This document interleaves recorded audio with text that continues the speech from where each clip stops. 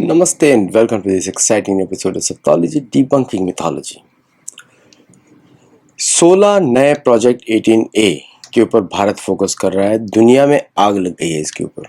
144 vertical launch missile tubes on each. America के early Burke carriers में 144 missiles होती हैं वर्टिकल लॉन्च ट्यूब्स। तो भारत के भी अब शिप्स में प्रोजेक्ट 18A में 144 की बात की जा रही है। 144 ब्राह्मोस एक्सटेंडेड रेंज वाली। एक ब्राह्मोस की जो मारक क्षमता होती है 32 टोमाहॉक मिसाइल्स के बराबर होती है। 32, इतना ज़्यादा काइनेटिक फोर्स होता है। प्लस हाइपरसोनिक जो भारत की मिसाइल है वो 10 मैक की स्पीड पे जाती है, 4 गुना ज़्यादा इम्पैक्ट करती है as compare to BrahMos. Missile technology में कोई भी भारत के बराबर आज नहीं है। ओके, दूसरा डेवलपमेंट है कि भारत की जो नेवी का एंटी सबमरीन वॉरफेयर है उसमें एक और MH-60R ऐड हो रहा है। मेरे को बड़ा आश्चर्य होता है कि डिस्पाइट हैविंग ALS ध्रुव 4 और अदर प्लेसेस हम लोग ये प्लेटफॉर्म्स क्यों ऐड करें, बट उसका आंसर इसकी कैपेबिलिटी में मिल जाता है। इसका कैपेबिलिटी है लॉन्ग रेंज सर्वेलेंस और stability of the air platform. ये एक ह्यूए के जैसा एक रिलायबल वर्क हॉर्स है अमेरिकन नेवी का, लेकिन इसका मेंटेनेंस अमेरिकन फोर्सेस में भी काफ़ी महंगा भी आता है और इसकी रिलायबिलिटी बहुत ज़्यादा है। भारत ने यूरोपियन प्लेटफॉर्म्स ऑगस्टलैंड और इन सबसे बदल के भारत ने इसको चूज़ किया। भारत इससे पहले ब्रिटिश यूज़ करता था। वी ऑल नो कि कौन से हेलीकॉप्टर्स यूज़ करते थे, वो वेस्टलैंड लिंक्स के, और अब जाके भारत ने इसको यूज़ करना शुरू किया, which has a tremendous range और उसका सक्सेस प्रोबेबिलिटी बहुत ज़्यादा होता है। एंटी सबमरीन वॉरफेयर तीसरा सबसे बड़ा न्यूज़ है जो भारत का, अब मैं इसको न्यूज़ के जैसा नहीं देखूंगा बट इसको लॉन्ग टर्म में देखेंगे कि भारत का जो एडवांस्ड प्लेटफॉर्म्स हैं अंडर द सबमरीन्स और engine development, marine engine development, वो एडवांस स्टेज पे आ गया है। These 3 programmes are one of the strongest programmes.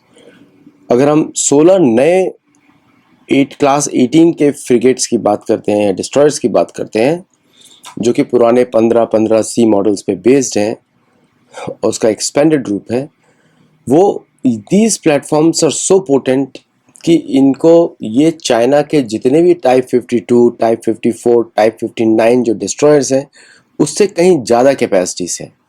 देखिए चाइनीज़ के साथ प्रॉब्लम क्या है कि वो अनरिलायबल है, लेकिन अमेरिका के साथ भी यही प्रॉब्लम भारत के लिए, अनरिलायबल है। इट्स ए अनरिलायबल पार्टनरशिप और अमेरिका की अनरिलायबिलिटी ज़्यादा रहती है because America is in Indian ocean, China is not in Indian ocean. तो अमेरिका से भारत को ज़्यादा खतरा रहता है सामरिक दृष्टि से। अगर देखा जाए तो भारत का मुख्य अपोनेंट अब चाइना भी नहीं रहा, भारत का मुख्य अपोनेंट है अमेरिका। चाइना के साथ तो भारत के ट्रेड बढ़ रहे हैं और वो ट्रेड बढ़ते ही जाएंगे, लेकिन उससे भारत की इंटरनल इंडस्ट्री को भी प्रॉब्लम होती है। लेकिन धीरे धीरे स्ट्रेटेजिक स्पेस में भारत अब बन रहा है कंपेटिटर अमेरिका का। 1947 से अमेरिका ने ही भारत के विरुद्ध सारे ऑपरेशंस किए हैं, पाकिस्तान के थ्रू, बांग्लादेश के थ्रू, बर्मा के थ्रू। भारत के अंदर नक्सल इन्वॉल्वमेंट, भारत के अंदर फंडिंग करना क्रिश्चियन ग्रुप्स को, इवेंजेलिकल फोर्सेस बढ़ाना, ये सारे काम अमेरिका के हैं। लेकिन भारतीय मीडिया उस पर कभी बात नहीं करती क्योंकि भारतीय मीडिया डरी हुई है या बिकी हुई है। सभी भारतीय मीडिया की बात नहीं कर रहा हूँ, बहुत अच्छे भारत में मीडिया हाउसेज हैं, लेकिन majority of them when they consume, उनको एक वेस्टर्न वैलिडेशन चाहिए होता है। उनको सारी अलगाववाद जो फोर्सेस हैं सब जगह कहीं ना कहीं यूरोप से उनको सपोर्ट प्राप्त है, या फिर अमेरिका से सपोर्ट प्राप्त है, या कनाडा से सपोर्ट प्राप्त है, या ऑस्ट्रेलिया से, न्यूजीलैंड से, साउथ कोरिया से। ये सारे पिट्ठू जो हैं भारत के पीछे लगे हुए हैं हाथ धोकर। ओके, यही मेन अपोजिशन है प्राइम मिनिस्टर मोदी को। कांग्रेस और ये सब छोटे मोटे चुटभैये हैं, ये बिके हुए पिल्ले हैं जिसे बोलते हैं ना, उस तरह के लोग हैं, बट मेन अपोजिशन इससे है। नाउ भारत की तैयारी काफ़ी लेवल्स पे चलनी चाहिए और सबसे ज़्यादा भारत का बड़ा एसेट है भारतीय। जिसको है वेदों से प्रेम उसको है भारत से प्रेम, ये बात याद रखिएगा। जिसको है सनातन धर्म से प्रेम, मतलब वेदों से प्रेम, वही इसी को भारत से प्रेम होता है, बाकी किसी को भारत से प्रेम नहीं होता। ओके, बाकी सब कन्वर्टेड है या फिर उनका मानसिकता है या अल्प बुद्धि है, जो आप मानना चाहें, शब्द आपको आप चूज करिए जो आपको करना है। तो ये जो स्पेसेस हैं, naval development, submarine development, this is the real national power projection. जितना ज़्यादा भारत का फोकस नेवी पे होगा, उतना ज़्यादा भारत का कॉन्फिडेंस दुनिया में लोगों के, दूसरे कंट्रीज के मन में आएगा, भारत के ऊपर कॉन्फिडेंस। क्योंकि दुनिया को ज़रूरत है एक ऐसे फोर्स की जो उनको, बड़े फोर्स की जो उनको इंटरनेशनल लेवल पे उनको डिफेंड कर सके अमेरिका की हेजेमोनी से या यूरोपियन हेजेमोनी से। तो भारत के लिए नेवी को डेवलप करना बहुत बड़ी प्रायोरिटी है। As compare to other forces are also important, लेकिन उनका फोकस लैंड पे रहता है। बट थिएटर कमांड के आने के बाद नेवी, एयरफोर्स और इंडियन आर्मी का integrated commands will be all naval oriented also. अब लड़ाई जो है 4 लेवल्स पे होने वाली है, स्पेस पे, पानी में, लैंड में और एयर में। 4 लड़ाई होने वाली है। और 5वां जो कंपोनेंट होता है वो होता है गुप्तचरी का, और वो भारत के लिए बहुत इंपॉर्टेंट हो गया इस समय, भारत की कंपनीज को सस्टेन करने के लिए, क्योंकि अमेरिकी कंपनियों के साथ अमेरिकी गुप्तचरी चलती है, उसी को डीप स्टेट बोला जाता है। वो अपना फेस नहीं दिखाती है, लेकिन वो काम बिहाइंड द सीन करती है। किसके फेवर में करती है, उसी से पता लग जाता है किसकी है वो। अभी तक ये काम करती थी ब्रिटिश इंटेलिजेंस, वो मोनार्की के लिए काम करती थी। अब वो रिप्लेस होता जा रहा है ईरान युद्ध के बाद। अब वो सेंटर रिप्लेस हो रहा है अमेरिका में, और इजराइल अमेरिका के साथ और भी जुड़ता जा रहा है। सेक्शन 219 और नेशनल डिफेंस ऑथराइजेशन एक्ट में दिख रहा है। तो भारत के लिए बहुत इंपॉर्टेंट है इंडिपेंडेंस मेंटेन करना। कहीं ऐसा ना हो दोस्ती के चक्कर में हम अपनी इंडिपेंडेंस भूल जाएं। दोस्ती नहीं होती, किसी हिरण की दोस्ती शेर से नहीं होती, ना शेर की दोस्ती हिरण से होती है ना। तो भारत शेर है, इसमें हिरण से नहीं होती, गीदड़ से नहीं होती शेर की दोस्ती। गीदड़ नोचता है ना। इसी तरह गीदड़ जो होते हैं वो मरे हुए कंकाल के ऊपर जाके खाते हैं, शेर जो है फ्रेश माल लेता है, फ्रेश हंटिंग करता है। शेर की वजह से जंगल बचते हैं, समझे। तो भारत वो शेर है जिससे दुनिया में साधुओं की, योगियों की, जो धार्मिक पथ पे हैं उनकी रक्षा होती है, दुनिया भर के लोगों की। तो भारत को अपनी फॉरेन पॉलिसी बदलनी पड़ी। उसका हिंट प्राइम मिनिस्टर मोदी ने ऑलरेडी दे दिया जब उन्होंने पहली स्पीच में ऑस्ट्रेलिया में उन्होंने बोला कि अबॉरिजिन्स के बारे में बात करें, और न्यूजीलैंड में जाके माओरी के लिए बात किया। अब वो कनाडा में आके नेटिव कैनेडियंस के बारे में बात करें, और अमेरिका में आके नेटिव अमेरिकन के बारे में बात करें। यूरोप में जाके सामी लोगों के बारे में बात करें, रोमानी लोगों के बारे में बात करें, जिसके बारे में सुषमा स्वराज पहले बोल चुकी हैं। उन्होंने मुझसे स्वयं बोला था, पर्सनली बोला था, मेरी एक जो बुक है उसको लिखने से पहले। और मेरा काम आप लोगों को मालूम ही है, यही रहता है, रामायण महाभारत रिसर्च पे रहता है सारा काम मेरा। और मैं चाहता हूँ कि भारतीय यूनिवर्सिटीज़ भी मेरे से जुड़ें और हर जगह सेथोलॉजी का एक डिपार्टमेंट स्थापित करें, और मैं उनको स्थापित करने में मदद करूँगा। तो उसमें स्टडीज़ के टॉपिक्स भी होने चाहिए, European anthropology, original anthropology of south America. और साउथ अमेरिका में जो काम हम लोग करने जा रहे हैं, जो हम करते रहते हैं उशमाल में, अदर प्लेसेस में, आपको आश्चर्य होगा, मय सभ्यता जो है भारत की सभ्यता है। मय के मंदिर भारतीय मंदिर है, ओके। और इसमें शिव जी की पूजा होती है, शिव की आराधना होती है। पंचमुखेश्वर, पंचमुखेश्वर कौन होते हैं? पुष्कर द्वीप ब्रह्मा का द्वीप है, लेकिन पूजा वहाँ पे शिव जी की तो होती है, पंचमुखेश्वर की होती है।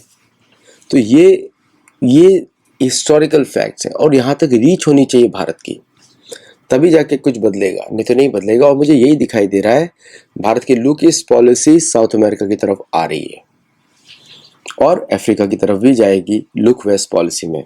अफ्रीका और साउथ अमेरिका भारत के मुख्य टारगेट होने चाहिए, मुझे उसी तरफ दिखाई दे रहा है अभी। साउथ अमेरिका में क्यों जरूरत है भारत की फोर्सेस की? क्योंकि वहाँ पे नेचुरल संसाधन भी है, लोग भी हमारे जैसे हैं, और वो लड़ रहे हैं, फ्रीडम मूवमेंट्स चल रहे हैं कैथोलिसिज्म के विरुद्ध। उसमें हर जगह पे एक मंदिर खोला जा सकता है। आप लोग हमारे साथ जुड़ेंगे तो हम लोग हर जगह एक मंदिर खोलने की कोशिश करेंगे, लोगों के हिसाब से, वहाँ के लोगों के हिसाब से। हमको इम्पोज करने वाले नहीं है। और वही हमारी भारत की सक्सेस भी है। और जिस तरह भारतीय नेवी का इन्वेस्टमेंट बढ़ रहा है, वो तो दिख रहा है ग्लोबल डोमिनेशन। सिर्फ भारतीय ओशन का डोमिनेशन नहीं, ग्लोबल डोमिनेशन के ऊपर बात चल रही है। और इसमें सक्सेस मिलेगी भारत को, बहुत बड़ी सक्सेस मिलेगी। आपको मैं बताऊं कि चिले, अर्जेंटीना कॉलोनाइज्ड कंट्री है। अब गोरे लोग वहाँ पे दिखाई देते हैं, आप लोग से महिलाओं को देखते हैं वहाँ पे। ये सारे यूरोप के ट्रांसप्लांट्स थे जो साउथ में न्यू स्पेन बनाने वाले थे। ये न्यू स्पेन के लोग हैं, और ब्राज़ील के लोग हैं न्यू न्यू पोर्चुगल के लोग हैं। ये सारी कॉलोनीज हैं, ये वहाँ का मूल लोग नहीं है वहाँ के। इसलिए वहाँ की इकोनॉमी हमेशा चरमराती रहती है, टूटी फूटी इकोनॉमी है। वो इसीलिए है क्योंकि वहाँ की जो इकोनॉमी है वो पूरी तरीके से डिपेंडेंट है। किसके ऊपर डिपेंडेंट है? वो डिपेंडेंट है यूरोपियन मास्टर्स के ऊपर। और भारत के ग्लोबल साउथ इनिशिएटिव में जब भारतीय नेवल फोर्सेज ऐड होती है तब उसको पंच मिलता है। ओके, और तो इसलिए, और युद्ध कोई मुझसे पूछ रहा था धर्म में युद्ध का कहाँ क्या स्थान है, मैं बता देता हूँ। जब वेदों को बचाने के लिए युद्ध किया जाता है, वेदों की रक्षा के लिए युद्ध करना जाता है, वैदिक ज्ञान के रक्षा के लिए युद्ध किया जाता है, तो उसको धार्मिक युद्ध बोला जाता है, उसको धर्म का युद्ध बोला जाता है, क्योंकि उसमें आप सभ्यता को बचा रहे हैं, देवताओं की रक्षा कर रहे हैं, मंदिरों की रक्षा कर रहे हैं। लेकिन जब उसके विपरीत चलता है तो वो अधर्मिक युद्ध होता है, आसुरिक युद्ध होता है। तो भारत हमेशा आसुरिक फोर्सेस से लड़ रहा है, और ये भारत के अंदर बैठ गए आके, है ना। और हमने उनको पनपने दिया है, स्टेट फंड्स दिए हैं, भारत के टुकड़े करने के स्टेट फंड्स दिए जाते हैं, लॉज के थ्रू इनको मिसयूज करने दिया जाता है। स्टेट फंड्स है इनके पास, स्टेट प्रोटेक्शन है। हिंदू क्या करेंगे, सनातन धर्मी क्या करेंगे, संप्रदाय वाले क्या करेंगे? और ऐसी हिंदुत्व एजेंसीज हैं जो हिंदुओं के ठेकेदार बनते हैं अपने आप को। इनको कोई धर्म से लगाव नहीं है, न वेदों से लगाव है। बोलते हैं पता नहीं किसने लिखे, किसी को पता नहीं है, ये तो अभी लिखे गए, कुछ तो बदले भी गए। ऐसी ऐसी बातें करते हैं लोग, क्योंकि इन्होंने पढ़ा तो कुछ नहीं, बस मीडिया का, सोशल मीडिया का पढ़ते रहते हैं। ऐसे कुछ विद्वान बोलते रहे, विद्वान तो बहुत सारे हैं, परंपरा वाले भी हैं। पुराणों के आचार्य मार्कंडेय ऋषि हैं, भगवान शिव ने उनको आशीर्वाद दिया है। मार्कंडेय ऋषि के नेतृत्व में ही पुराण लिखे जाते हैं, ताकि सामान्य जन तक पहुंच सके, भक्ति की बातें पहुंच सके। ओके, ये भगवान शिव ने बोला है। आचार्य तो पुराण भागवत में है, भागवत पुराण में है। तो पुराणों को ये मिथोलॉजी बुलाते हैं। मिथोलॉजी का ट्रांसलेशन हिंदी में आता है पौराणिक। देखिए क्या गेम खेला है। मिथोलॉजी का हिंदी में उसका ट्रांसलेशन होता है झूठवाद, प्रपंच, नकली, काल्पनिक। ये होता है काल्पनिक विज्ञान, झूठ का विज्ञान, मिथोलॉजी। पौराणिक नहीं होता। पौराणिक का अर्थ होता है सत्य, सत्योलॉजी मतलब होगा पौराणिक, है ना। तो ये प्रपंच किए जाते हैं, गेम्स खेले जाते हैं हमारे साथ। यूनिवर्सिटीज में पढ़ाया नहीं जाता पुराणों को, जिसमें उस पर अध्ययन होना चाहिए। रामायण महाभारत को पढ़ाया नहीं जाता, उस पर अध्ययन होना चाहिए। ये कौन से विद्वान हैं जो पुराणों को रिजेक्ट कर रहे हैं, जबकि पुराण के सारे आचार्य तो व्यासदेव के शिष्य हैं। रोमहर्षण सूत तो व्यासदेव के शिष्य हैं, स्वयं बोलते हैं मैं व्यासदेव का शिष्य हूँ, व्यासदेव बोलते हैं मेरा शिष्य है ये। तो ये जो झूठ प्रपंच खिलाया जा रहा है, ये सारे मायावी, ये कलयुग के जो एजेंट सब फैला रहे हैं प्रपंच, कंफ्यूज कर दें हिंदुओं को, कंफ्यूज, क्योंकि किसी ने नाम की शरण ली नहीं, तो कैसे सच दिखाई देगा? नाम शरण के बिना कुछ सच दिखाई देता है?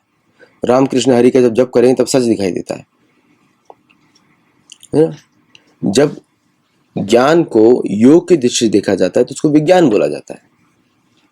ये तो विज्ञान बता रहे हैं। क्या मार्कंडेय ऋषि वैज्ञानिक नहीं है? उन्होंने दूसरी प्रलय देख ली, 2 कल्प तक जीवित है, उनको शिव जी का आशीर्वाद है, कल्पांतर तक रहोगे। ओके, अभी भी जीवित है। तो ये सब जो हमको समझाया जाता है बिल्कुल गलत बताया जाता है। और भारत की जो तैयारी हो रही है, मैं चाहता हूँ, मेरी इच्छा है, मेरी प्रार्थना है कि भारतीय सेनाओं का प्रयोग किया जाए भारतीय शास्त्रों की रक्षा के लिए, वेदों की रक्षा के लिए।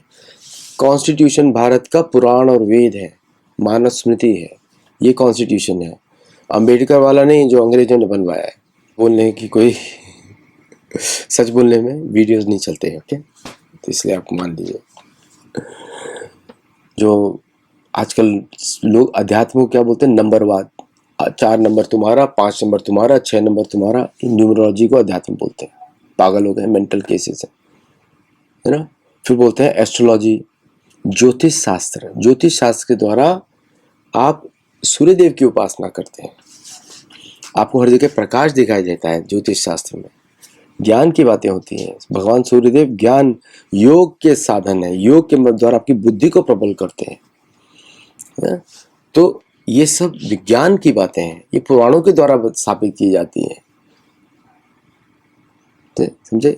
सो ये जो विज्ञान की जो बातें हैं उसकी रक्षा भारतीय सेना करनी चाहिए। तो इसमें बहुत भयंकर डेवलपमेंट्स हैं, बहुत ज़्यादा डेवलपमेंट्स हैं, और इस पे हम लोगों को गर्व भी होना चाहिए, लेकिन इनका पर्पस भी क्लियरली डिफाइन होना चाहिए कि भाई कि सिर्फ ऐसे ही डेवलप नहीं कर रहे हैं कि अमेरिका से थ्रेट है, इससे थ्रेट है, उससे नहीं, बड़ा पर्पस होना चाहिए। हम वेदों की रक्षा कर रहे हैं, वेदों की रक्षा करने के लिए भारत की रक्षा हो रही है।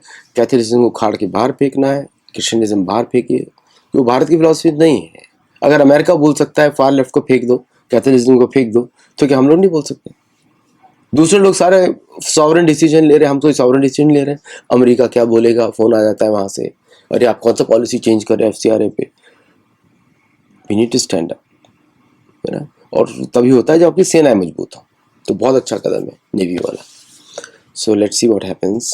अगर आपको वीडियो अच्छा लगा हो तो लाइक करिएगा, शेयर करिएगा, सब्सक्राइब करिएगा चैनल को, और हमारे साथ जुड़िएगा। गुरुकुल में जरूर जुड़िए, आपको अध्यात्म के लिए स्टेप बाय स्टेप नॉलेज लेने के लिए। आप लोग गुरुकुल बड़ा हैवी शब्द लगता है, बट ये हमारे जो प्रोग्राम्स चलते हैं 12 सेशन के होते हैं, सिर्फ 12 सेशंस के, और आपको बहुत मदद करेंगे, बहुत ज़्यादा। अंडरस्टैंडिंग कोर डेफिनेशन, संस्कृत में क्या है मतलब उसका। आज के लिए बस इतना ही। नमस्ते, जय जगन्नाथ। अगर आप सपोर्ट करना चाहते हैं, लिंक्स ऑलरेडी बॉटम पे है। Thank you very much.